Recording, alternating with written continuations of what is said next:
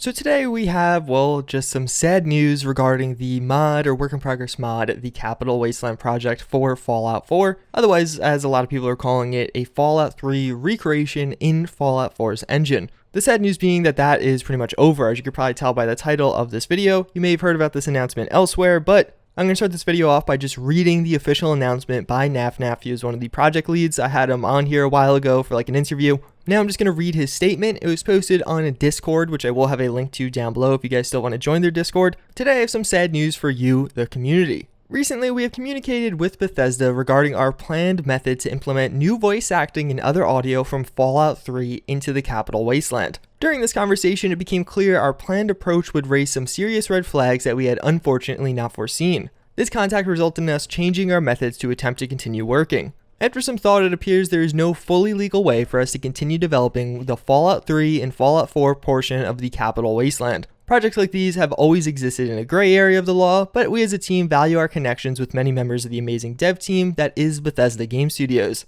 To reinforce my point, the laws around this have not changed. If we were to continue and complete Fallout 3 and Fallout 4, legally I as the project lead would most probably be liable for any acts of piracy and copyright infringement resulting from the project's release. Myself and the Road to Liberty team do not wish to strain the working relationships with other members of the community and Bethesda. At first, we were very reluctant to halt work and decided to start looking into re-recording all the voice acting. We quickly realized we would have to replace iconic voices like Liam Neeson, Malcolm McDowell, Ron Perlman, and of course the phenomenal Eric Todd Dellums. Without some of these voices, Fallout 3 loses its charm, and personally, I can't bring myself to replace them. If at any point in the future it will become fully legal for us to continue working with the blessing of Bethesda and ZeniMax, we will.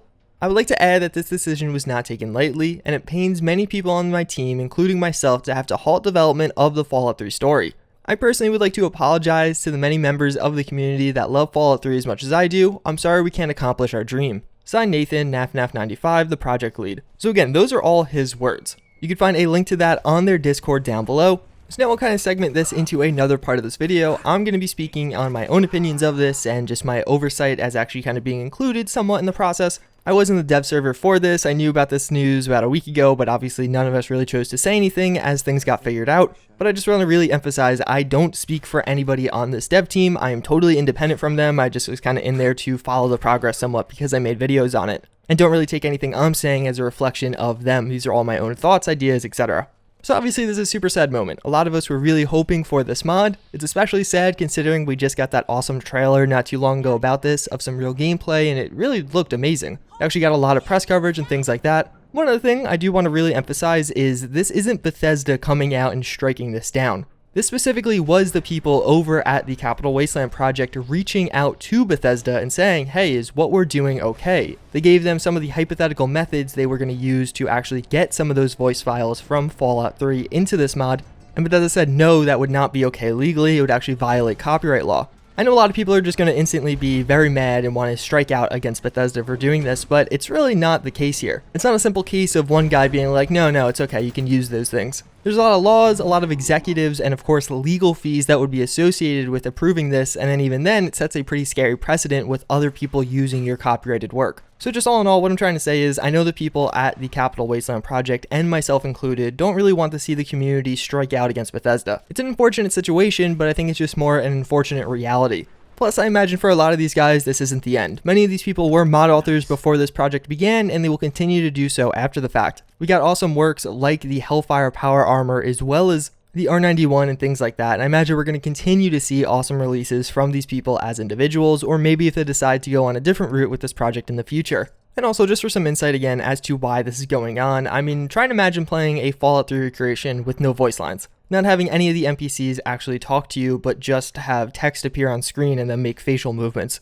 Although yes, I'm sure some of you guys would still love that, there's a lot of people that don't want to dump hundreds to thousands of hours into this modding project to have that be the end result. It'll always pale in comparison to the actual game, even though it looks a bit better, because those voices are such an integral part to the experience. This is specifically revolving around Fallout 3 in Fallout 4 or the Capital Wasteland Project, but there's other things like Fallout 4 New Vegas. I reached out to one of their lead devs, and more or less what they said they're going to do is start having an independent voice team record voice lines for those individual characters in the game. but that it's not actually going to limit potential releases. So we may get some alpha, beta, or whatever builds of Fallout 4 New Vegas that don't currently contain voices because their internal voice team is still working on them. They may not be the original voices that we did hear from that game, but I imagine they're going to try and match them as closely as possible, and they're emphasizing that they do want high quality voice work. So as far as I'm concerned, and you should be concerned, work on Fallout 4 New Vegas will continue. Just on certain releases, there may be voices you're not used to hearing, or voice work that isn't currently implemented. Now for the other side of the river, I also reached out to some of the guys on Skyblivion's dev team, them trying to recreate Oblivion in Skyrim's engine. They also said they are not going to be stopping development in light of this news, and they basically say they're going to look at their options. If they have to re-record voice acting, that'll be something they'll look into further as development does progress, but their main focus, it seems like, is going to be getting on the game itself built. And since I know this comparison is going to be made, one question I imagine a lot of you guys are going to be wondering is, why was Bruma okay? That was a very recently released overhaul mod for Skyrim and Skyrim Special Edition, and the reason is they didn't reuse voice lines. Bruma was located in an area that appeared in some of the older Elder Scrolls games, but it wasn't actually a recreation of that. It was a modern day recreation of that area and new stories being held there. I know there's a lot of people hoping that's the direction Fallout 3 and Fallout 4 will take. Maybe they will, maybe they won't. I imagine right now they're undergoing a kind of evaluation of how these individuals want to go forward, or if they want to go forward at all. And as one final note, I just want to re-emphasize the point, don't lash out at Bethesda, especially not on these guys' behalf. Many of these people are working on these mods in their free time, either because they just love it, or because they want to break into the game development industry. Some of them actually already work in the game development industry. They don't want bad press. It's not like, oh, they secretly want bad press, but they can't say it. No, they don't want people lashing out against Bethesda for this.